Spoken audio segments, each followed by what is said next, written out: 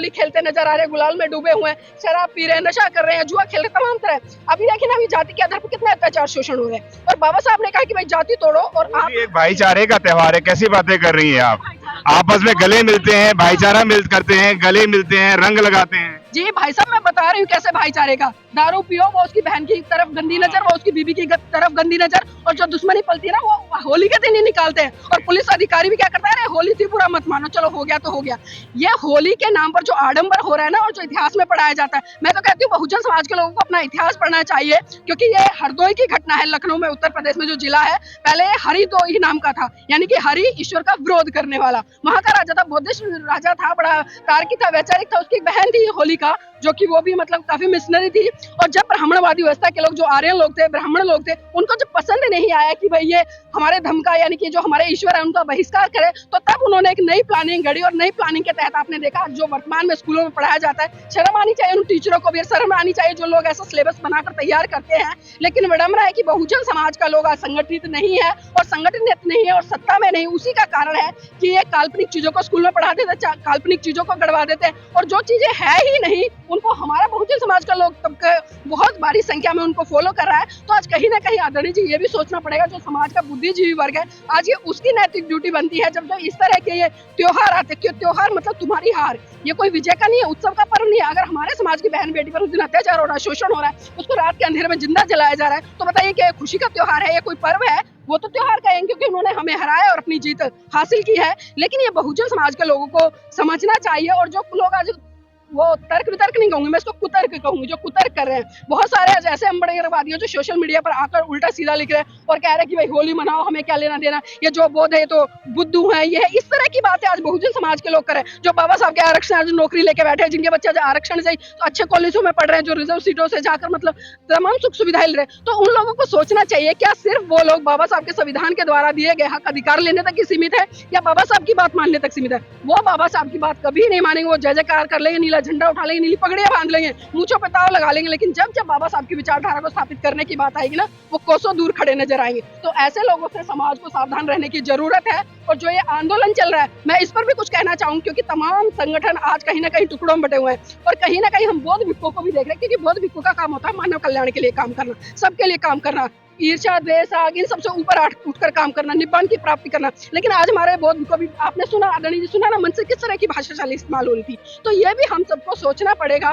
ठीक है, आंदोलन कीजिए, आंदोलन की लेकिन एक सकारात्मक भूमिका होनी चाहिए, एक प्लानिंग होनी चाहिए। जब तक आपके पास में प्लानिंग नहीं होगी, 10 यहाँ बोल रहे, 10 यहाँ बोल रहे, 20 वहाँ बोल रहे, तब तक हम किसी भी आंदोलन में सफल नहीं हो पाएंगे। अभी तो बोध गया की बारी है। अभी जो हिंदू संत है, स्वामी क्या नाम है उसका, स्वरूपानंद, उसने क्या कहा है कि भीमटो को मैं जाऊंगा दिवाली के बाद में, मैं इनको बताऊंगा कि वो इनके महामंडलेश्वरों ने अपना ही मोर्चा खोल दिया है, कह रहे हैं हम देखेंगे। देखिए ना, कोई भीमटा कह रहा है, कोई नीमटा कह रहा है, कोई चिमटा कह रहा है। इस तरह के जो हिंदू साधु संत है, वो इस तरह की भाषा इस्तेमाल कर रहे हैं। तो आप समझिए, साफ साफ उन्होंने तो एक चेतावनी दे दी कि अभी तो बोध गया की बारी है, फिर उसके बाद सारनाथ है, कुशीनगर है, और तमाम जो बौद्धों के स्थल है उनको हम हड़पेंगे। लेकिन ये भारत के लोगों को भी सोचना चाहिए, क्योंकि कहीं ना कहीं हम देखते हैं कि जो सांस्कृतिक परिवर्तन है जिस स्तर पर होना चाहिए। अगर मैं आरएसएस की बात करूं, एक उदाहरण मैं छोटा सा दूंगी।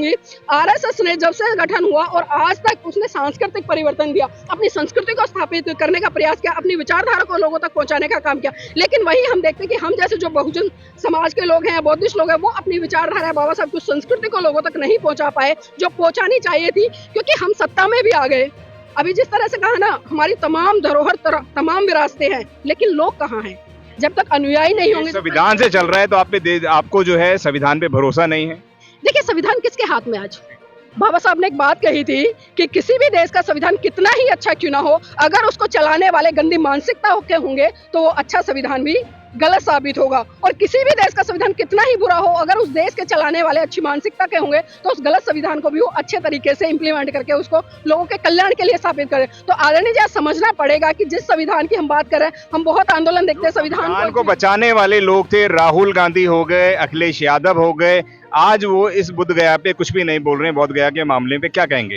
वो क्यों बोलेंगे? जो लोग खुद हिंदूवादी विचारधारा के, जो खुद हिंदुत्व को पालन पोषण करते हैं, जो खुद अपने कार्यक्रमों में जिस तरह से चाहे हवन हो या कांड हो, कुछ भी हो, इस तरह की सारी प्रक्रिया अपनाते हैं, आप उनसे सोच रहे हैं कि वो बौद्ध धर्म को स्थापित करने की बात करें या वो बोध गया को बचाने की बात करें। अभी पिछले दिनों आपने देखा राहुल गांधी हो या अखिलेश यादव, ये संविधान की बात तो कर लेते हैं, लेकिन ये जब जब बोलते हैं, जब इनके खुद के ऊपर जिस तरह से उत्तर प्रदेश में जब इनके बाद सरकार गिरी अखिलेश जी की, सपा की, तो क्या हुआ था, भूल गए वो उस घटना पर उनको पूरा का पूरा कार्यालय गोमूत्र से, मतलब गोमूत्र इतना पवित्र हो गया अखिलेश यादव से, वो इतना भी नहीं समझ पाए।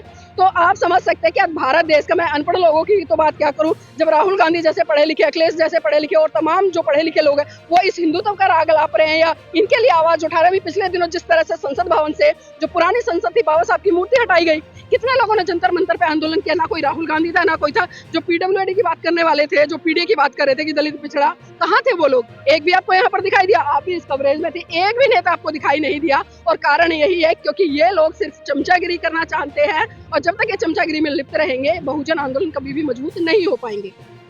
सुधीर जी, क्या कहना चाहेंगे पूरे माहौल को देखते हुए? मैं तो यही कहना चाहूँगा कि जो बौद्धों की जो विरासत है, जिस पर अभी तक कब्जा किया हुआ था, उसको मुक्त करना चाहिए, क्योंकि ये बौद्धों की भावनाओं के साथ खिलवाड़ हो रहा है। और बौद्धों की भावनाओं की कदर करते हुए जो बीटी एक्ट 1949 है, उसको तुरंत निरस्त करना चाहिए।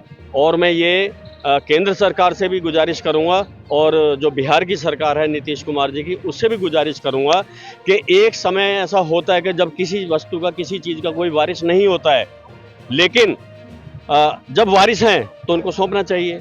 आप जानते हैं कि किसी का कोई सामान गुम जाता है तो वो थाने में जमा करा दिया जाता है, तो जब उसका वारिस मिल जाता है तो वो सामान तुरंत उनको दे दिया जाता है। तो ये तो हुई ईमानदारी।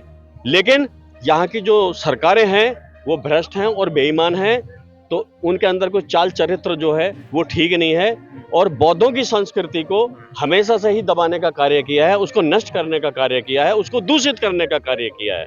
और यही सिलसिला आज से नहीं चल रहा है, बहुत पुराना चल रहा है, क्योंकि बौद्ध धर्म है बहुत ही श्रेष्ठ धर्म है, विश्व का सबसे श्रेष्ठ धर्म है। लेकिन ब्राह्मणवाद अपनी रोजी रोटी के चक्कर में और पाखंडवाद को बढ़ाने में लगा हुआ है। इतिहास निकला है वहाँ पे सर, कैसी बातें कर रहे हैं? किस चीज का इतिहास निकला है? पांडव वहाँ पर आया करते थे। कोई पांडव नहीं है, सब काल्पनिक है। पांडव भी काल्पनिक है, महाभारत भी काल्पनिक है, रामायण भी काल्पनिक है, तो ये सब तो मनगढ़ंत है।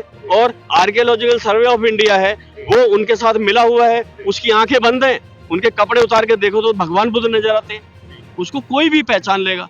तो ये तो मतलब सरकारों जानबूझ के मतलब इसको बौद्धों को परेशान किया जा रहा है, वरना मैं समझ कम से कम 100-125 साल से ये सिलसिला चल रहा है, लगभग 100 साल से। महापंडित राहुल शंकरतायन जो थे, उन्होंने भी वहाँ पर जो बौद्ध गया के अंदर ये डिमांड चली थी इसको मुक्त करने की, उन्होंने भी हिस्सा लिया था, और कांग्रेस वर्किंग कमेटी के वो सचिव भी थे। लेकिन उनकी बात नहीं मानी गई, बौद्धों की बात नहीं मानी गई, तो उन्होंने तुरंत ही कांग्रेस की वर्किंग कमेटी जो थी उसके सचिव पद से इस्तीफा दे दिया था। तो ये पूरा ये कुचक्र चल रहा है, बौद्धों की संस्कृति को नष्ट करने का, उनको हड़पने का ये चक्र चल रहा है। तो ऐसे में हालांकि फिर भी हमें लगता है कि न्याय मिल पाएगा ये भारत के बौद्धिस्टों? देखिए, हमें संविधान में पूरी आस्था है, और मैं समझता हूँ कि एक ना एक दिन ऐसा आएगा कि जिस दिन बौद्धों को न्याय मिलेगा। इसके लिए संघर्ष जारी है। आज हम दिल्ली जंतर मंतर पे हैं और 15 तारीख को हम बौद्ध गया जा रहे हैं। वहां पर जो बौद्ध भिक्षु, हमारे जो आदरणीय पूज्य भिक्षु जो वहां पर आंदोलन चला रहे हैं, उनको समर्थन करने के लिए वहां पर भी हम लोग जा रहे हैं, और वहां बैठ के यही मांग करेंगे बिहार सरकार से और केंद्र सरकार से कि जो 1949 का जो बीटी एक्ट है उसको समाप्त किया जाए और बौद्धों की विरासत जो है बौद्धों को सौंपी जाए। मिल पाएगा न्याय? बिल्कुल, हमें पूरी उम्मीद है कि आज नहीं तो कल, कल नहीं तो परसों न्याय अवश्य मिलेगा। अगर आपने अभी तक हमारा चैनल सब्सक्राइब नहीं किया है तो सब्सक्राइब करें और घंटी का बटन बिल्कुल भी दबाना ना भूलें, ताकि सभी लेटेस्ट खबरें पहुंच सकें आप पे सबसे पहले।